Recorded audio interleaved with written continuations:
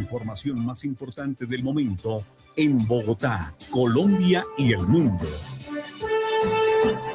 Al Día Noticias, un periodismo de análisis en profundidad, independiente. Al Día Noticias, con los protagonistas de los hechos. Dirige John Didier Rodríguez Marín.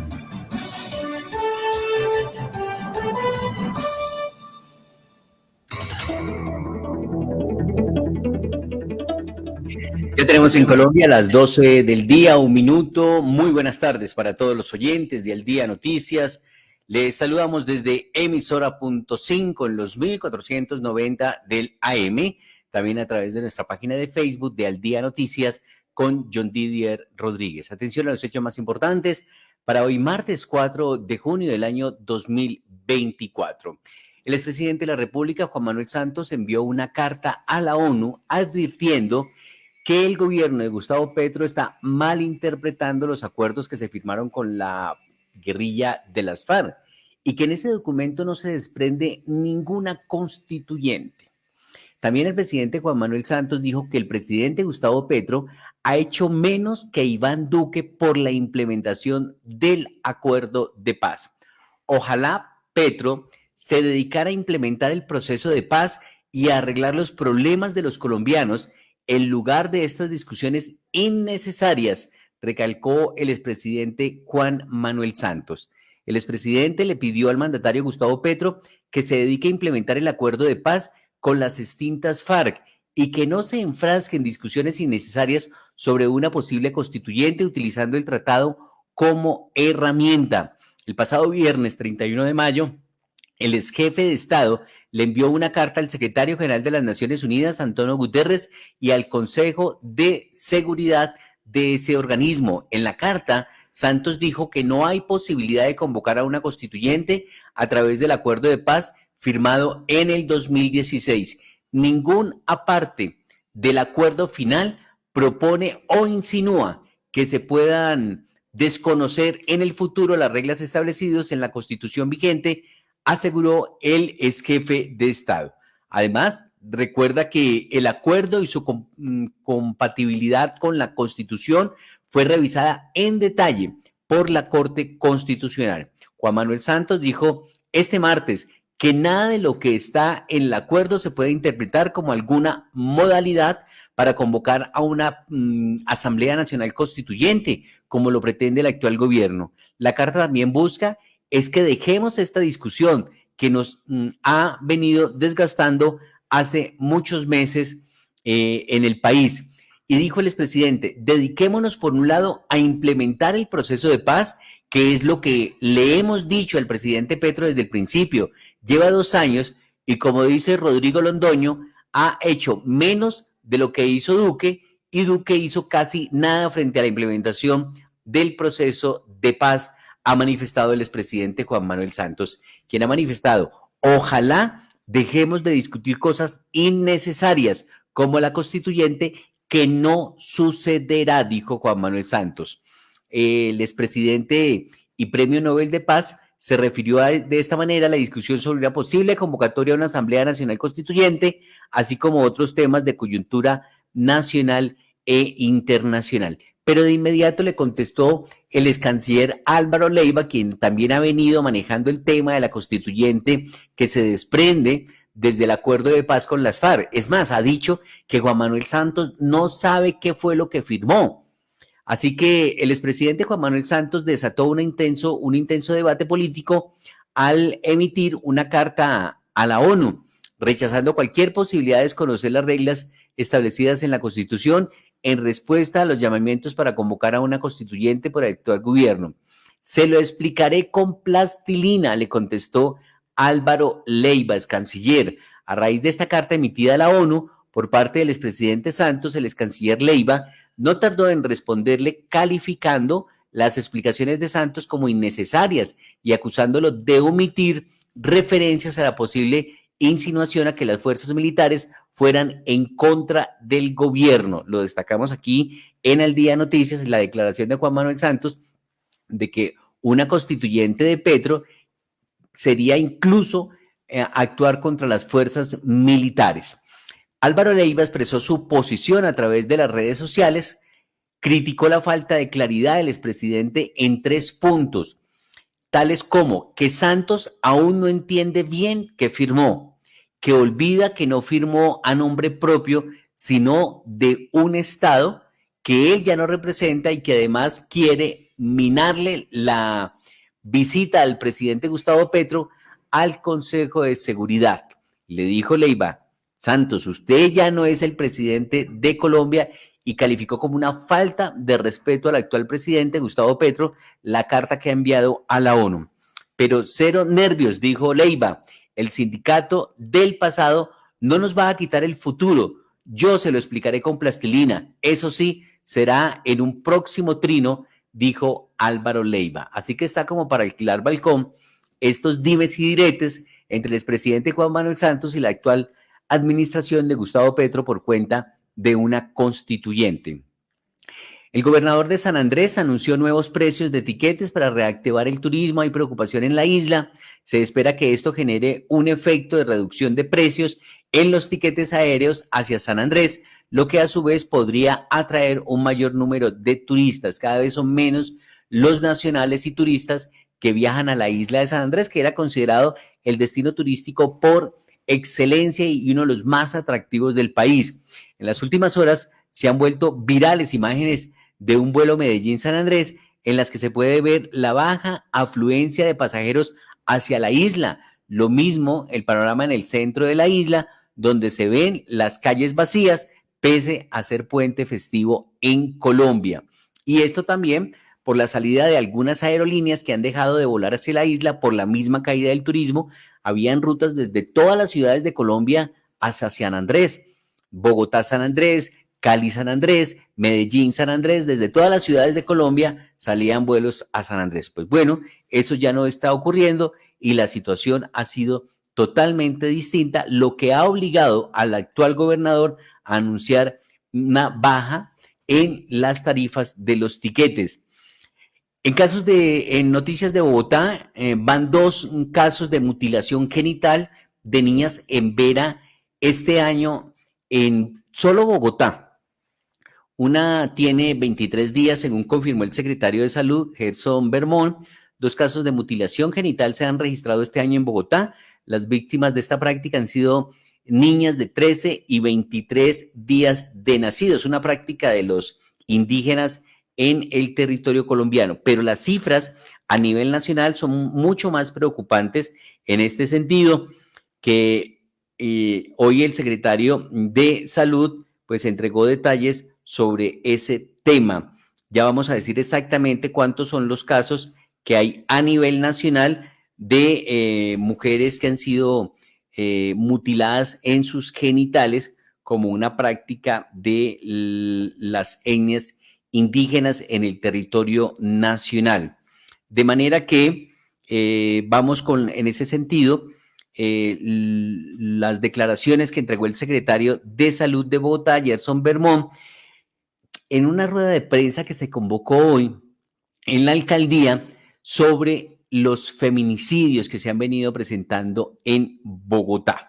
Inicialmente vamos con la declaración que ha entregado el alcalde mayor, Carlos Fernando Galán, porque en este momento están en riesgo de feminicidio 655 mujeres, hoy están en peligro de feminicidio por las denuncias que han tenido las autoridades. Y en este momento se están investigando que no sean 6 los feminicidios que se han presentado en Bogotá en lo corrido del año. Abril hay confirmados por la Fiscalía 3 feminicidios, pero en lo corrido de mayo se han presentado 3 casos más que están en valoración porque para ser feminicidio tienen que reunir ciertas características. Por eso, de momento se tienen 6 casos para Bogotá, pero atención, que hay 46 casos más que están investigando en la Fiscalía y en Medicina Legal, porque todo dependerá de las características que tenga cada caso para poderlo elevar al modo feminicidio. De manera que vamos en este sentido con la declaración que entregó el secretario de Salud de Bogotá, Gerson Bermón. Gerson Bermón, secretario de Salud de Bogotá. Sexual, de violencia de género en nuestras instituciones de salud reportadas a la Secretaría de Salud. Y dentro de todos estos casos mencioné efectivamente una de las violencias que también es una vergüenza que se presente todavía, como es la de la mutilación genital, especialmente por temas culturales, aparentemente culturales, en poblaciones indígenas. En el año 2023 en Colombia se reportaron 90 casos de mutilaciones en diferentes partes del país. En Bogotá en el año 2023 fue un caso reportado. En el año 2024 van 2 casos reportados de mutilación genital en población en Vera, una niña de 13 años y una bebé de 23 días que efectivamente llegó a nuestros servicios de salud por supuesto por una condición bastante complicada de salud por esta práctica inadecuada. Aquí tenemos que hacer un trabajo cultural, por supuesto, con las comunidades indígenas para entender que este es un fenómeno que no puede seguir sucediendo, una práctica que no puede seguir sucediendo en Colombia. Son 200 millones de mujeres en el mundo que sufren estas prácticas y es triste que Colombia todavía esté en ese listado con 90 casos en el año 2023. Secretario, usted mencionó temas muy importantes como lo son el tema de la salud mental y por otra parte también mencionó el avance en las protecciones y en qué está fallando tal vez el sistema para que se presenten este tipo de delitos. ¿Qué podemos decirle a todos los que nos escuchan? Violencias, independiente del tipo de violencia que estemos analizando, hay un problema atrás de salud mental. Cuando hablamos incluso de accidentalidad de tránsito, cuando hablamos de cualquier tipo de violencia, riña callejera, cualquier tipo de violencia, detrás de la violencia hay un problema de salud mental que tenemos que manejar como sociedad. En el caso del feminicidio se conjugan todos los componentes que se podrían mirar en una sociedad. Estamos hablando de una sociedad machista, estamos hablando de una sociedad donde algo está fallando en el sentido de que un hombre crea que es dueño de la mujer, que un hombre crea que puede tomar medidas contra la mujer cuando no accede a sus pretensiones, y en ese sentido tenemos que trabajar muy fuerte desde la salud mental, por supuesto desde la parte de la justicia y desde la parte de la protección, pero en el sentido que nos corresponde hay que trabajar las violencias desde la salud mental también para proteger en estos casos. Cuando se activan las rutas, y también fui muy claro en ese sentido, las rutas aparentemente están bien definidas, pero si hay un feminicidio quiere decir que en alguna parte fallamos, o sea, hay que reconocerlo y tenemos que verificar qué pasó en el entorno familiar, qué pasó en el entorno comunitario, qué pasó en el entorno laboral, qué pasó efectivamente en todos los componentes de la ruta y dónde fallamos, ¿para qué? Para mejorar y que no vuelva a suceder un caso en este sentido. Pero la base de todo esto es cultural, la base de esto es la sociedad, qué nos está pasando como sociedad y qué debemos hacer desde la base, desde la educación, desde la familia, para saber que no estemos criando un niño machista, que no estemos criando un futuro feminicida en nuestras casas, en nuestra sociedad, y en eso tenemos que reflexionar en cada uno de nuestros hogares. Secretario, ¿qué pasó con el tema de salud mental en el plan de desarrollo? Es fuertísimo, es tal vez el corazón del plan de desarrollo en lo que refiere a salud.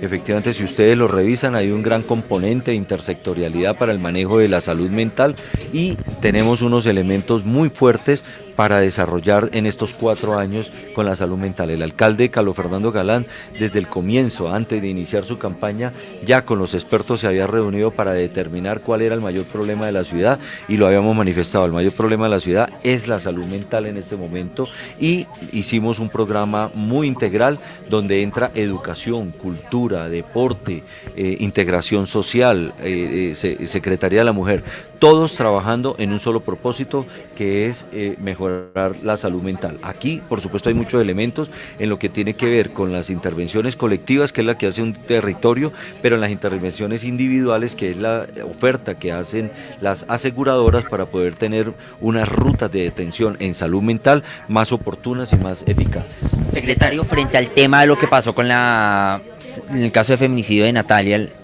denuncian los familiares que le hicieron volver a la presencialidad desde Secretaría de Salud. ¿Qué responde ante esa situación? ¿Qué es lo que realmente pasó? A Natalia es un tema muy doloroso para nosotros como sector y también complejo de explicar. Natalia tenía un contrato de asistencia, ella era enfermera jefe y ella tenía que asistir a pacientes. En el momento que inicialmente Natalia pide que le lleven su contrato a a la virtualidad, es claramente que el objeto del contrato no daba para la virtualidad. Si a mí me contratan para una asistencia técnica, pues claramente no podía ese contrato ser irse a la virtualidad. Pero lo que sí es claro y lo que tenemos que referenciar es que pudo haber existido la posibilidad de terminar ese contrato y hacerle otro que le permitiera la virtualidad. Entonces, cuando la subred responde que no se podía, y tiene razón, es un contrato para la prestación de un servicio que no se puede dar desde la virtualidad, pero que el paso siguiente era: hagamos otro tipo de contratación en el marco de la protección que le hubiera permitido la virtualidad. No obstante, hay que tener una claridad que hubo un momento de decisión en que efectivamente ella determina que quiere regresar a su trabajo, efectivamente en lo que era su profesión, y aquí hay otros componentes que hay que revisar. Uno siempre quiere buscar qué fue lo que falló y que tal vez la culpa fue de esa última falla, si es que la hubo. Pero la falla aquí es integral, la falla es de sociedad, la falla es de que qué pasó. Aquí nos hicieron una pregunta muy interesante: ¿es la mujer la que tiene que esconderse, guardarse para que la sociedad esté tranquila? O sea, es la mujer la que efectivamente tiene que entregar, ya aparte que le violentaron sus derechos, ella es la que tiene que encerrarse y de todo. Y la pregunta es al revés: ¿dónde está una sociedad protectora en el entorno familiar, en el entorno comunitario, en el entorno laboral, y lo entendemos, que proteja a la mujer, no la mujer escondiéndose de todo el mundo para poder salvar su vida? Secretaria, como se trata de un hecho machista que hay culturalmente en nuestra sociedad, ¿sí se puede romper con esta cultura, con esta tradición machista que tiene la sociedad? Se tiene que romper, y yo creo que Colombia ha mejorado muchísimo en eso. Yo creo que los que somos de épocas pasadas hemos visto cambios efectivamente, donde han habido cambios en esta sociedad, y ya hay mayor respeto por la diversidad, hay mayor respeto en todo sentido, y por supuesto el respeto por la mujer. Yo creo que se han logrado muchas cosas, pero nos falta muchísimo. Ahora, ¿cómo hemos logrado en los últimos 50 años cambiar eso? Con educación, con familias empoderadas, efectivamente, criando con igualdad, criando al niño y a la niña en igualdad, no en condiciones inmediatamente ya que marquen una diferencia: usted es hombre y hace esto, y usted es mujer y hace esto. Yo creo que empieza por la educación, por el hogar, la educación en el hogar, la educación en todos los entornos, en un sistema educativo que tiene que trabajar en la igualdad, y definitivamente que todos entender que tenemos que estar dispuestos a cambiar de forma individual nuestras conductas. Aquí los que nos están escuchando en los medios de comunicación, aquí hay hombres que tienen que reflexionar qué acciones violentas han tenido contra la mujer, qué acciones violentas han tenido contra sus hijos, y reflexionar el cambio que tienen que hacer también de forma individual para que esas acciones que han tenido no pasen a un nivel mayor que estemos lamentando el día de mañana. Secretario, si bien a la fecha pueden ir 6 feminicidios en Bogotá, parece que las instituciones de salud tienen una cifra más alta de casos que han recibido por violencia contra las mujeres. Lo que pasa, y eso lo he explicado en otros medios de comunicación, las investigaciones de fallecimientos por mujeres que pueden estar con feminicidio en el año 2024 se elevan a 41, pero la cifra real efectivamente es los que determine la Fiscalía, que ya los determina como feminicidio. De resto pueden estar accidentes, homicidios o algo, pero en este momento hay 41 casos donde están involucradas una mujer que ha fallecido, y que están determinando si la causa es feminicidio. ¿Qué es feminicidio? Que ha sido asesinada por ser mujer. Entonces ahí es donde se entran a determinar, y donde las cifras oficiales son 3 hasta el momento, y como lo manifestamos, los últimos casos de la última semana, todo indica que son otros 3. 600 casos se han recibido. No, 655 casos se reportan ya en protección, donde hay una clara y directa amenaza de sus parejas a una mujer, pero 4.200 casos en los hospitales de abuso, de algún tipo de abuso de género, que han reportado en los hospitales. Muy amable, gracias. Ahí estaba el secretario de Salud de Bogotá, Gerson Bermón, hablando sobre este tema de los feminicidios que se han presentado en Bogotá.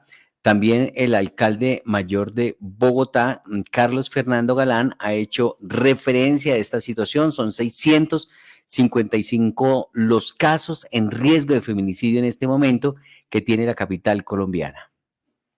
Palabras suficientes para rechazar los 2 feminicidios que ocurrieron esta semana.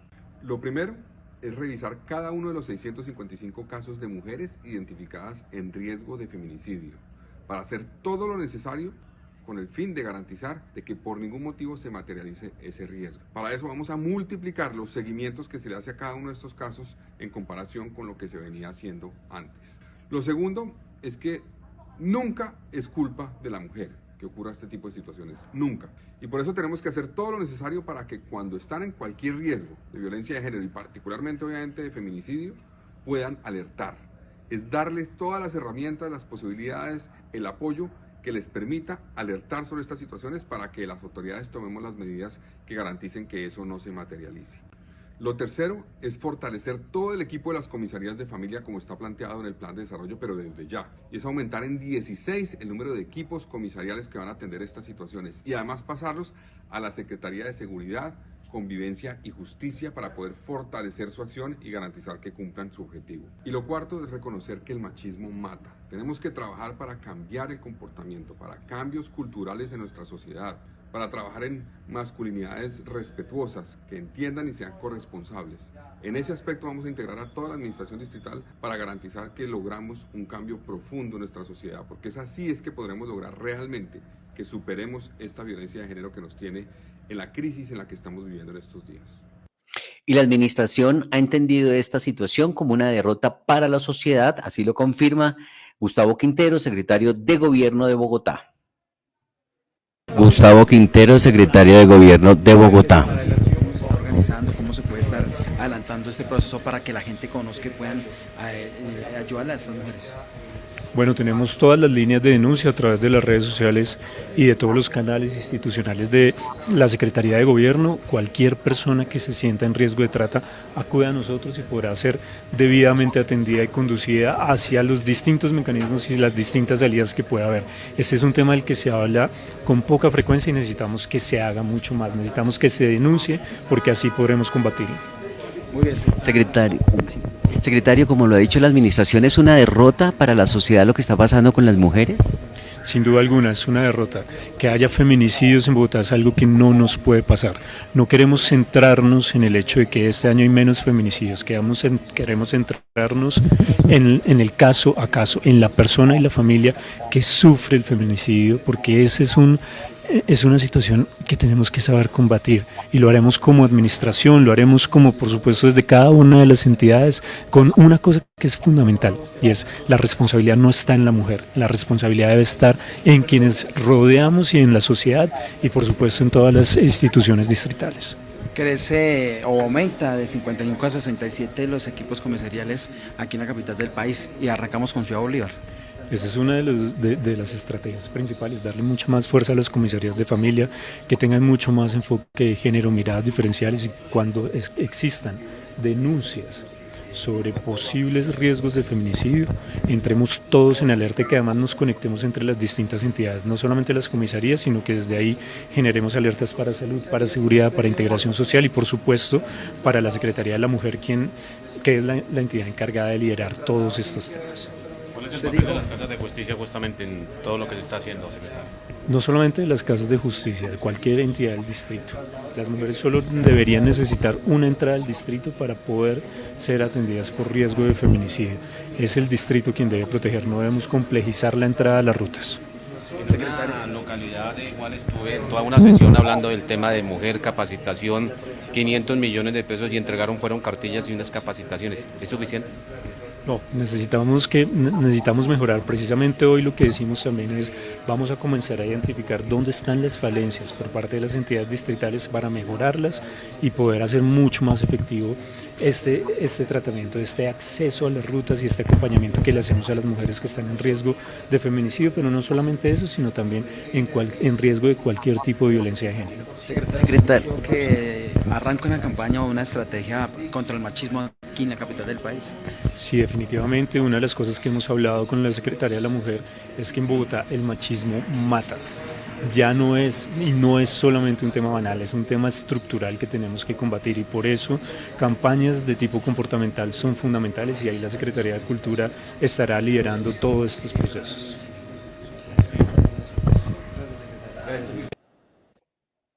Ahí estaba entonces el secretario de Gobierno de Bogotá, Gustavo Quintero, a propósito de estas campañas que se van a iniciar. También hablamos con Laura Tami, la secretaria de la Mujer, porque se requiere trabajar a nivel cultural sobre el machismo que está predominando en la capital de la República y en las relaciones de las mujeres, porque decía el alcalde que son 655 los casos en este momento de mujeres en riesgo de feminicidio que han reclamado una ayuda y apoyo por parte de la administración distrital. Laura también, secretaria de la Mujer en Bogotá. Se falla en el distrito, falló el distrito. En lo que ha corrido el año, entonces el distrito le ha fallado a 6 mujeres porque terminaron siendo asesinadas. ¿Qué es lo que está pasando con la ruta de atención, secretaria? A las cámaras, secretaria. Bueno, sí, han sido 3 feminicidios tipificados como tal por la Fiscalía, 3 feminicidios que dan cuenta de eso, de que a las mujeres nos están matando por el hecho de ser mujeres. Otro que sucedió el fin de semana del Día de la Madre, y los 2 que han sucedido la semana pasada son los 6 que mencionas. Yo creo que, y lo he dicho y lo he sostenido, le fallamos como sociedad a las víctimas de feminicidio. Cada vez que una mujer se muere le fallamos, porque aquí el punto estructural es un machismo que no nos permite vernos como iguales y que hace pensar que son dueños de nuestros cuerpos y de nuestras vidas. Pero por supuesto que en un ejercicio de reflexión y de ver cómo mejoramos la ruta única de atención para las mujeres víctimas de violencia en riesgo de feminicidio, estamos todos como entidades del distrito, y esa es la visión que ha querido plantearnos por supuesto el alcalde Carlos Fernando Galán. Entonces, primero, vamos a hacer un seguimiento mucho más continuo, vamos a reforzar ese seguimiento a las mujeres que están en riesgo de feminicidio con los equipos de la Secretaría de Seguridad. Vamos a aumentar nuestra presencia de la Secretaría de la Mujer en puntos de Fiscalía. Vamos a pasar a 22 espacios donde van a estar nuestros profesionales con ese enfoque de género, para que no nos digan más que fue un accidente, sino que podamos identificar cuándo fue una violencia basada en género. También estamos en los hospitales, en las subredes de esta ciudad, para tener una ruta clara de acompañamiento desde la Secretaría de la Mujer, con nuestros conocimientos, con mujeres que escuchan mujeres y que estamos dispuestas a llevarlas en esa ruta y en ese acompañamiento. Secretaria, ¿y qué se va a proponer en prevención? Ya conocimientos de las amenazas contra la señora Natalia, ¿qué fue lo que pasó ahí? ¿Dónde estuvo precisamente la presencia por parte de la Secretaría de la Mujer? ¿Dónde estuvo el seguimiento en este caso desafortunado?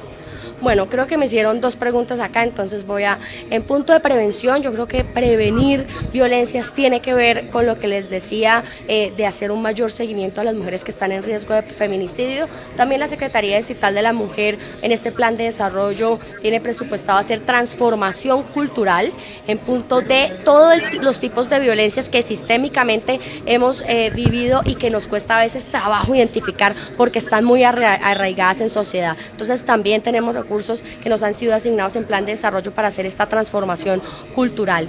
En lo que tiene que ver, por ejemplo, con violencia en el espacio callejero, estamos haciendo un piloto en Transmilenio, estamos en 2 puntos, en Marsella y en la Avenida Chile, identificando cómo en tiempo real podemos llegar con soluciones cuando las mujeres están siendo víctimas de violencia, para prevenir, por supuesto, estos sucesos que ya es la máxima violencia que podemos soportar nosotras, que es el feminicidio.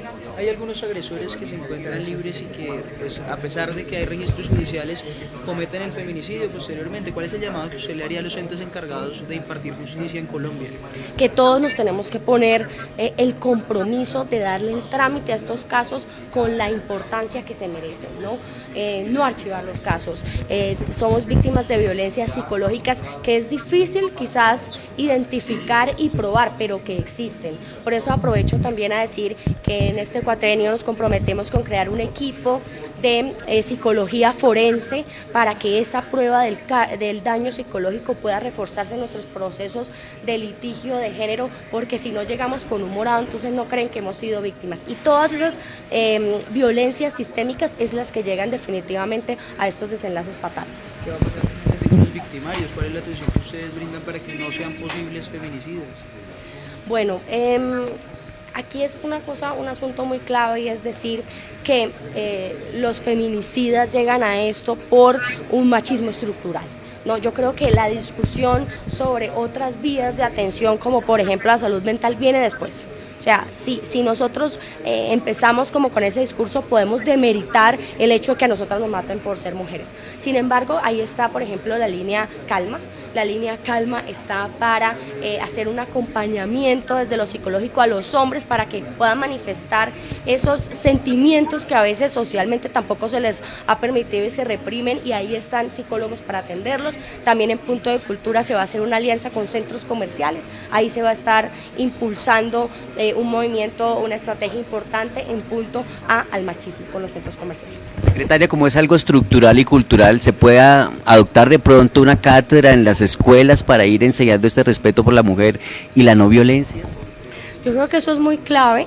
Toca hablar con la secretaria de Educación para esos temas, y también desde chiquitos, ¿no? Que podamos los chiquitos también dar como parte de cómo identificar unas violencias y cómo no hacer parte de unas nuevas generaciones que no se entiendan como iguales. En el plan de desarrollo quedó que para universidades vamos a trabajar en temas de cuidado.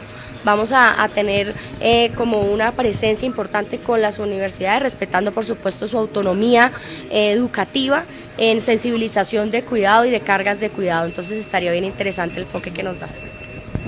Ahí estaba la secretaria de la Mujer, Laura Tami, a propósito de esta situación que se ha venido presentando en la capital de la República. Y también al tiempo se está anunciando que se va a mejorar la presencia de las comisarías de familia en Bogotá, así lo confirmó en los micrófonos de Al Día Noticias Roberto Angulo, el secretario de Integración Social. En Al Día Noticias estamos con Roberto Angulo, secretario de Integración Social en Bogotá, sobre esta problemática de los feminicidios. ¿Qué lectura le da usted en este momento a la situación? Bueno, muy buenos días. Aquí acabamos de hacer una lectura intersectorial del tema.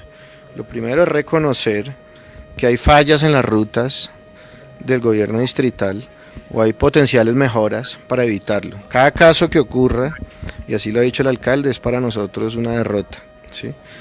¿Cómo vamos nosotros a mejorar esto desde Integración Social? Desde Integración Social tenemos acciones de mediano y de corto plazo. De corto plazo, ¿qué queremos hacer? ¿O qué vamos a empezar a hacer desde esta misma semana? Queremos redoblar los esfuerzos del seguimiento a los casos con riesgo de feminicidio. Una vez llega una mujer, por ejemplo, a una comisaría, alertando o denunciando que es víctima de violencia física, psicológica, sexual o dependencia económica, todos esos factores de riesgo de feminicidio, se detona un proceso en el que se le dan primero unas medidas iniciales de protección y después unas medidas definitivas. Ahí puede pasar un lapso de 2 meses. En ese lapso de 2 meses tenemos que hacer un seguimiento muy cercano, tanto a la víctima como al victimario, ¿sí? Ahí queremos pasar de un seguimiento cada 2 meses, que es lo que se hace, a un seguimiento quincenal y además intersectorial, introduciendo eslabones como por ejemplo atención psicosocial al victimario en ese momento.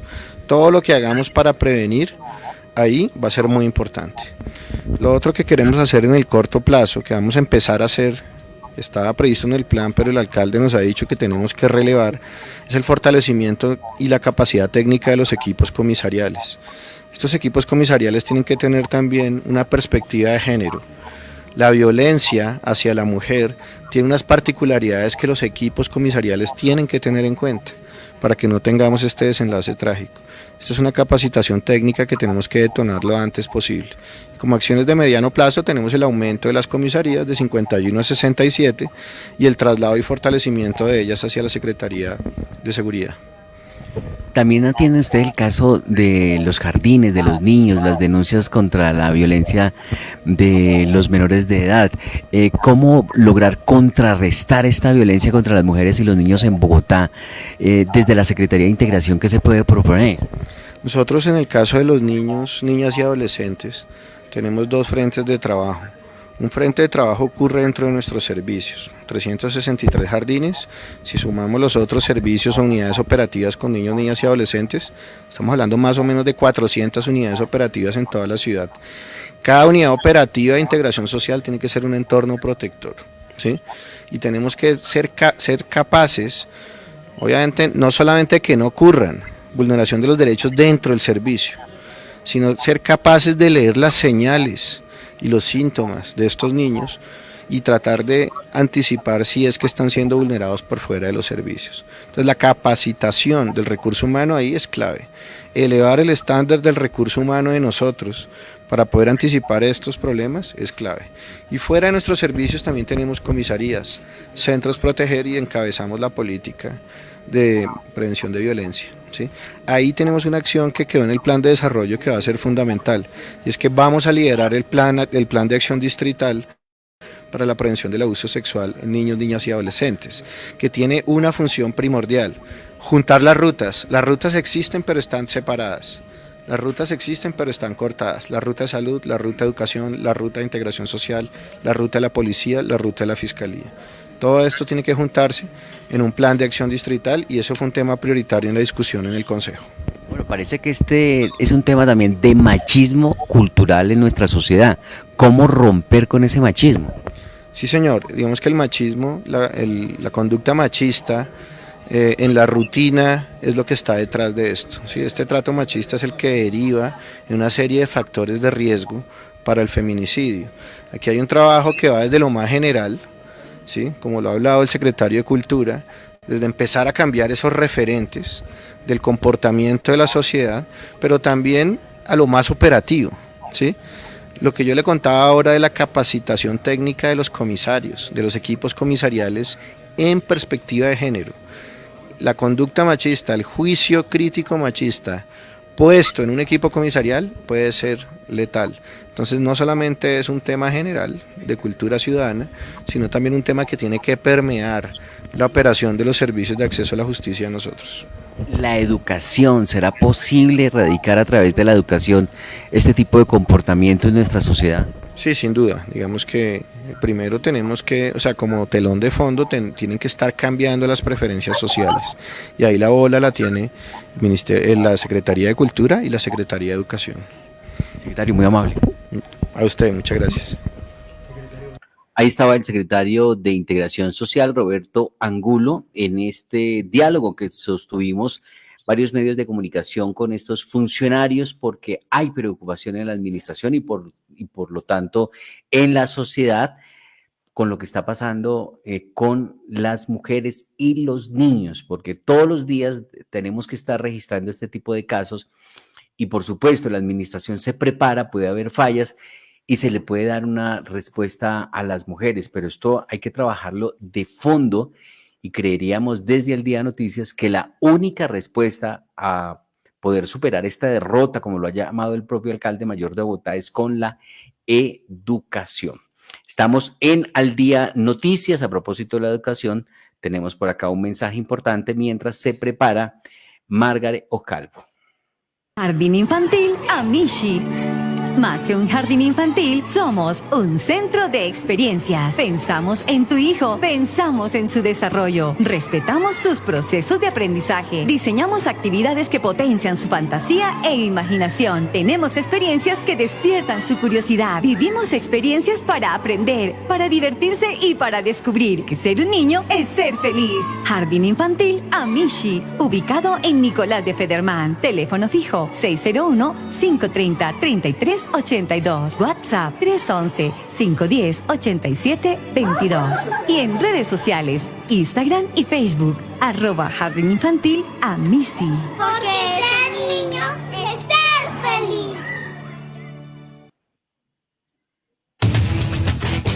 Al Día Noticias de las regiones. Y al día noticias de las regiones lo tiene Margaret Ojalvo a propósito de la caída de un puente en el municipio de Soledad en la vía que comunica con Barranquilla. 4 personas muertas. Margaret Ojalvo, buenas tardes.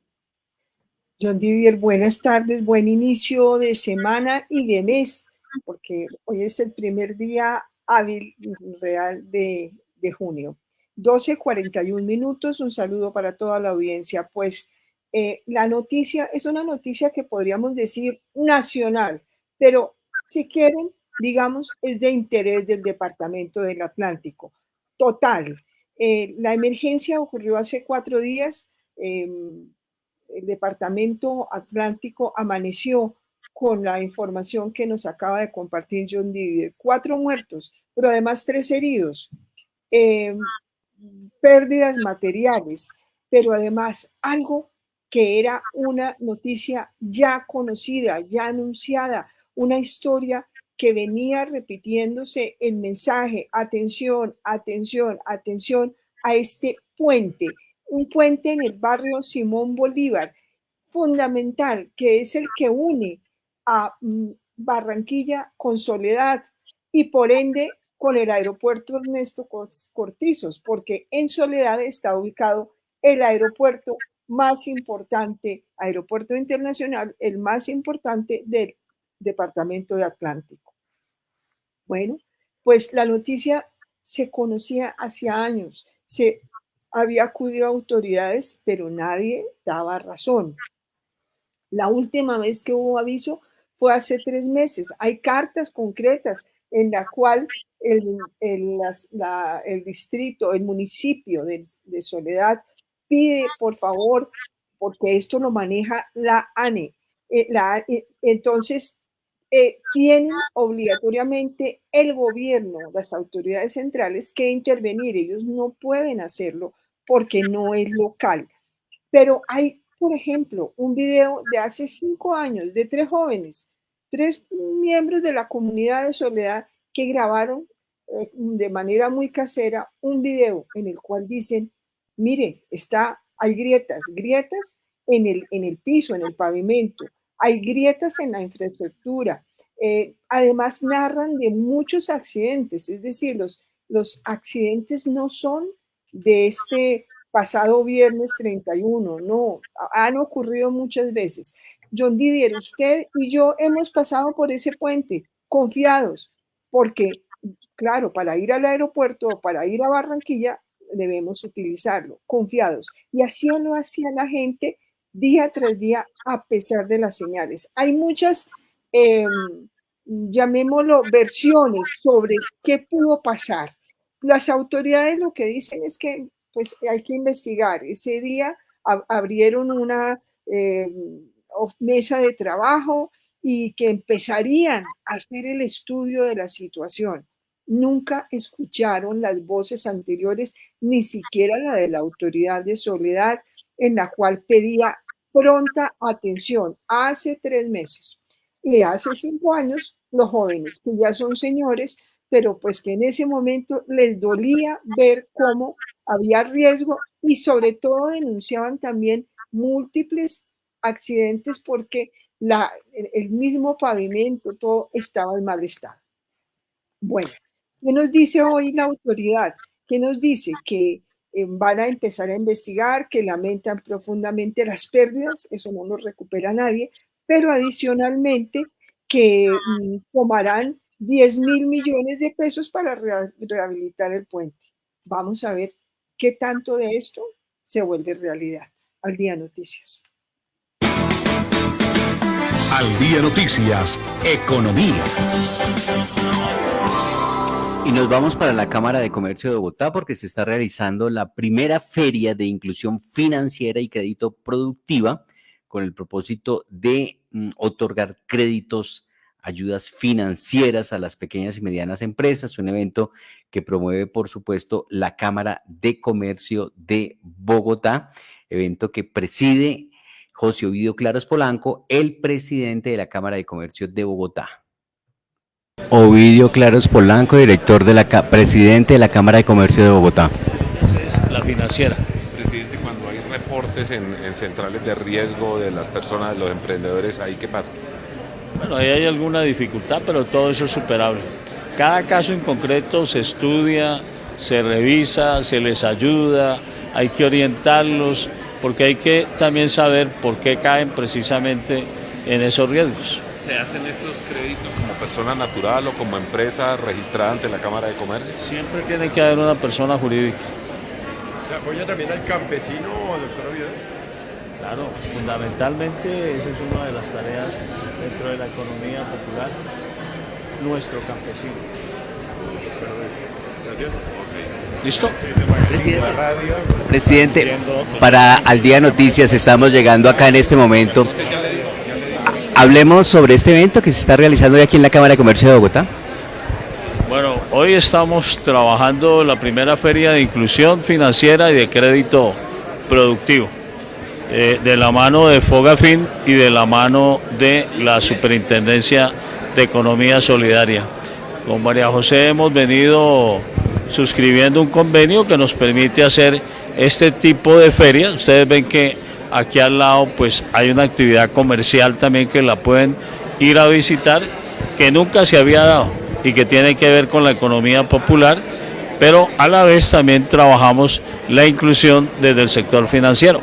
¿Cómo está en este momento la generación de nuevas empresas en el país? Pues el registro es el que nos muestra efectivamente cómo va. Y hoy estamos casi que igual al año anterior. O sea, no ha pasado un sobresalto, no hay una muestra en las cifras que nos diga que según los indicadores venimos o creciendo mucho o bajando mucho. Estamos estables en lo que tiene que ver con el sector empresarial. Es decir, que la baja en el recaudo de tributos por parte de la DIAN no es por cuenta de las empresas pequeñas y medianas empresas. Bueno, hay que mirar cuáles son las causas desde la óptica de la DIAN. Nosotros desde acá lo que podemos comentar es que en nuestro registro, que es la base fundamentada de nosotros, efectivamente estamos lo mismo que en años anteriores, o sea, el nivel se mantiene, las empresas unas se van, otras vienen, pero el nivel en términos porcentuales es el mismo. ¿Ayuda a que se esté bajando la tasa de interés de usura? Sí, claro, ostensiblemente. Bueno, y con esta política, ¿cuántas nuevas empresas o qué tantos proyectos o recursos pueden irrigar para el sector? Hay que mirar a ver dentro de qué estamos hablando, porque cada territorio tiene unas necesidades completamente diferentes. Entonces, dependiendo del territorio, así mismo vamos hablando. Si hablamos de Cundinamarca, Cundinamarca es agroindustria en su gran mayoría. Entonces, en ese sector, pues uno ve que aquí hay unos que son fuertes en ese sector, que llevan muchos años y que efectivamente mantienen su nivel.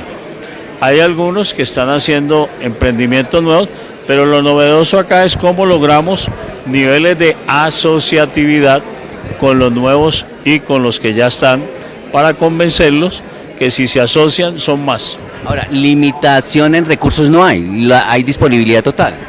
No, hay diferentes fuentes, porque así como hay un sector solidario apuntando a las MIPYMES, también hay otros sectores apuntando a la mediana y a la gran empresa. Presidente, gracias. Con todo gusto. Presidente, háblenos un poco de la importancia de este evento y lo que se realizó aquí el día de hoy en la Cámara de Comercio. Bueno, lo primero es que, siendo redundantes, es la primera feria de inclusión en lo que tiene que ver con el sector financiero. Eso ya de por sí marca algo nuevo dentro del escenario pues de lo habitual en cámaras de comercio. Entonces estamos rompiendo una gran brecha que había ahí y estamos llevando de la mano el sector solidario, que anteriormente pues no venía por acá, no era atendido por estos lados y que ahora efectivamente está incluido dentro de la agenda de nuestra Cámara de Comercio. Gracias. Ahí estaba entonces el presidente de la Cámara de Comercio de Bogotá, José Ovidio Claros Polancos, a propósito de este evento que se está desarrollando a esta hora en la Cámara de Comercio de Bogotá. La Superintendencia de la Economía Solidaria y la Cámara de Comercio de Bogotá realizan este martes 4 de junio, desde las 8 de la mañana, en la sede de la Cámara de Comercio Salitre, la primera feria de inclusión financiera y crédito productivo dirigida a toda la ciudadanía en general y en la que están presentes cooperativas productivas, asociaciones y organizaciones de la economía solidaria y popular. En este evento se abordan temas como la importancia de la inclusión financiera, el acceso a crédito y la relevancia del sector solidario. Se presenta información de valor sobre las organizaciones solidarias del país y las medidas de fortalecimiento al sector por parte de la superintendencia desde la supervisión. Esta será una oportunidad para crear una red de contactos con expertos, expertas y profesionales en inclusión financiera y representantes de las entidades del sector solidario. Dice María José Navarro, la superintendente de Economía Solidaria: estamos buscando la articulación con las entidades que pueden hacer fomento al sector solidario. Nosotros somos el ente supervisor, pero estamos brindando herramientas para que las entidades puedan acompañar el fortalecimiento de las cooperativas, de las asociaciones mutuales y de los fondos de empleados, que es el sector que nosotros vigilamos, manifestó la superintendente de Economía Solidaria. Ovidio Claros Polanco, el presidente ejecutivo de la Cámara de Comercio, afirmó que uno de los grandes cuellos de botella de la economía popular y las microempresas es el acceso al crédito. Por eso, esta articulación de esfuerzos es fundamental para democratizar el crédito y evitar que se acuda al gota a gota. En ese sentido, se invita a las empresas más pequeñas a que aprovechen esta oportunidad para que logren acceso a recursos con las cooperativas. Alrededor de 30 cooperativas están presentes en la feria, donde podrán conectar con otras empresas solidarias, así como con emprendimientos de la economía popular y la ciudadanía en general a través de sus ofertas de productos de crédito. Esta iniciativa será para el beneficio de organizaciones que estén presentes en todo el territorio nacional. Y tuvimos la oportunidad en Al Día Noticias de dialogar con representantes de dos cooperativas, una de los seguros sociales y la otra también de microempresas. En Al Día Noticias estamos con Juliet Ramos, ella está participando de esta feria de la Cámara de Comercio. Juliet, bienvenida al Día Noticias. ¿De qué cooperativa? Muy buenos días, gracias. De COPTRAIS, Cooperativa de los Trabajadores del Instituto del Seguro Social. Ah, bueno, todavía existe el Seguro Social entonces, por lo menos con la cooperativa. Claro que sí, sí señor. Nosotros somos una cooperativa que se creó para los trabajadores del Seguro Social, después se acabó, después digamos que ahorita se asocian los derivados del ISS, Colpensiones Positiva y Nueva EPS, y lo que conlleva al grupo familiar de los asociados. Bueno, ¿y cuál es la expectativa de la participación de esta feria que promueve la Cámara de Comercio de Bogotá? La expectativa es poder cubrir las necesidades del asociado y su grupo familiar. Por eso los invitamos el día de hoy a acercarse a la Cámara de Comercio y poder explicarles un poco de nuestros beneficios, todos nuestros tipos de créditos, ahorros, servicios sociales. ¿Y hay que ser afiliado a esta cooperativa? Sí, señora, hay que ser afiliado. Pero no necesariamente debe ser del Colpensiones. Pues digamos que de nuestras entidades del ISS, Colpensiones Positiva y Nueva EPS, y si tenemos algún familiar directamente con COPTRAIS. Pero hay que estar en una de esas tres, que son más o menos lo que quedó del Seguro Social. Claro que sí, las derivadas del ISS, sí señor. ¿Y cuáles son los servicios que está prestando? Bueno, nosotros prestamos todo tipo de servicios, digamos que en este caso, como podemos observar, tenemos servicios solidarios, que en este caso... el auxilio de lentes, el auxilio por salud, el auxilio por graves daños a los bienes del asociado. Tenemos todo tipo de créditos, créditos de libre inversión, créditos hipotecarios, compra de cartera, todo tipo de ahorros, ahorro a la vista, ahorro infantil, CDIATES. Bueno, ¿y cómo ha sido la solicitud de créditos por parte de los asistentes? Perfecto, digamos que ellos vienen buscando más que todo la compra de vivienda, digamos que les hemos brindado como tal toda la información respecto a nuestras solicitudes. Bueno, muy amable, gracias. Hasta luego, que estén muy bien, gracias. Te damos asesoría para tu empresa, ¿sí? No solamente queremos darte crédito, sino que queremos que ahorres y adicional a eso te capacitemos para formarte en lo que tú quieras, ¿sí? Tenemos 50 años en el mercado y nuestro nicho básico son el microempresario, ¿sí? Y queremos generar un impacto en la cooperativa en Bogotá porque lleva 2 años, pero en Antioquia lleva 54 años y la idea es que tú nos conozcas. Estamos en Kennedy Central y para lo que necesites. Okay. Muchas gracias. ¿Qué haces tú? Muy amable. Confecciono ropa. Sí, tremendo. ¿Y cómo estás con eso? Bueno, estamos aquí en Al Día Noticias desde la Cámara de Comercio de Bogotá. Víctor Manuel Alfonso Beltrán es de Microempresas de Colombia. Víctor, hablemos sobre esta primera feria de inclusión financiera y crédito productivo en la Cámara de Comercio de Bogotá. Hola, muy buenos días. Microempresas de Colombia es una entidad que lleva 54 años en el mercado. Su oficina está ubicada en Kennedy Central y pues ofrecemos productos tanto de ahorro como créditos productivos de fortalecimiento empresarial. Eso es lo que hacemos. Queremos vincular a todas las personas que quieran pertenecer a Microempresas de Colombia, afiliándose, conocer de todos sus productos y servicios, y estamos para servirles. Bueno, ¿cuál es la expectativa que se tiene al participar de una feria de este tipo promovida por la Cámara de Comercio? Bueno, la expectativa más grande que tenemos en este momento es poder conocer las necesidades de nuestros microempresarios, poderlos impactar con nuestros créditos productivos, conocer sus necesidades y apoyarlos. Muy bien, ahí estaba entonces la información que hemos recogido de esta primera feria de inclusión financiera y crédito productivo que ha impulsado la Cámara de Comercio de Bogotá con el propósito que las personas puedan tener posibilidad de acceso al crédito. Estamos en Al Día Noticias. Jardín Infantil Amishi. Más que un jardín infantil, somos un centro de experiencias. Pensamos en tu hijo, pensamos en su desarrollo y respetamos sus procesos de aprendizaje. Diseñamos actividades que potencian su fantasía e imaginación. Tenemos experiencias que despiertan su curiosidad. Vivimos experiencias para aprender, para divertirse y para descubrir que ser niño es ser feliz. Jardín Infantil Amishi, ubicado en Nicolás de Federman. Teléfono fijo 601-530-3382, 601-530-3382, móvil WhatsApp 311-510-8722, 311-510-8722, en redes sociales, Instagram y Facebook, @Jardín Infantil Amishi. Porque ser niño es ser feliz.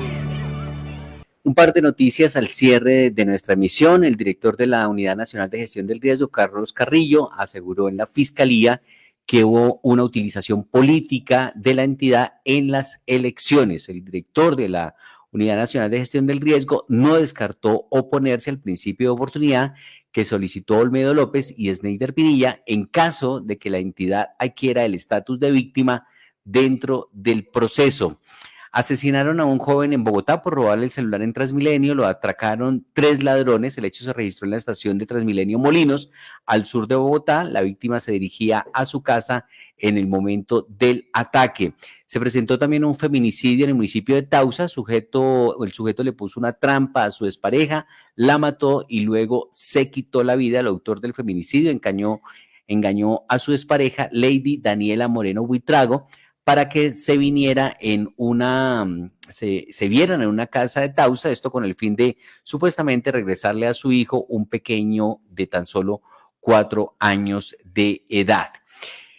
También tenemos noticia al cierre, bloqueos en la troncal Suba de Transmilenio a la altura de la estación La Campiña. Debido a estos bloqueos, los buses de Transmilenio han tenido que realizar retornos en la estación 21 Ángeles. La atención en las estaciones La Campiña y Avenida Suba han sido suspendidas.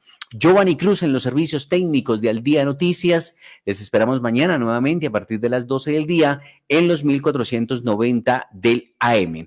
Nosotros somos Margaret Jalvo, John Didier Rodríguez en Al Día Noticias. El Señor les bendiga rica y abundantemente.